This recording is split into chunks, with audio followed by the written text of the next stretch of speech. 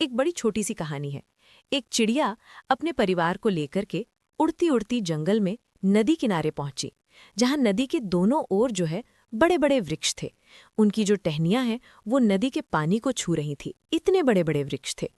एक पेड़ के पास जाकर के चिड़िया ने कहा कि मैं चाहती हूँ, बहुत दिनों से तलाश में थी एक मजबूत वृक्ष की, जहाँ अपने परिवार के लिए घोंसला बना सकूं।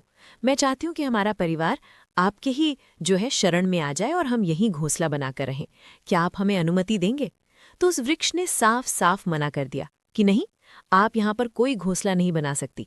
जाओ जाकर के दूसरा पेड़ तलाशो, इतना बड़ा जंगल है, मुझसे क्या मतलब। चिड़िया वहां से उड़ती उड़ती निकल गई।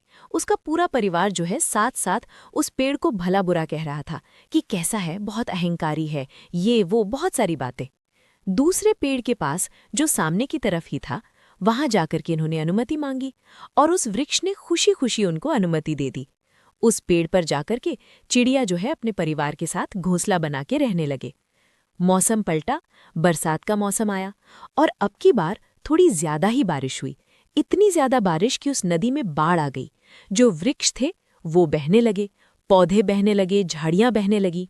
वो जो पहला वाला पेड़ था जिसने मना किया था चिड़िया को, उसके परिवार को, वो भी धीरे से जो है भाव के साथ अपनी जड़ से टूट गया और पानी में बहने लगा।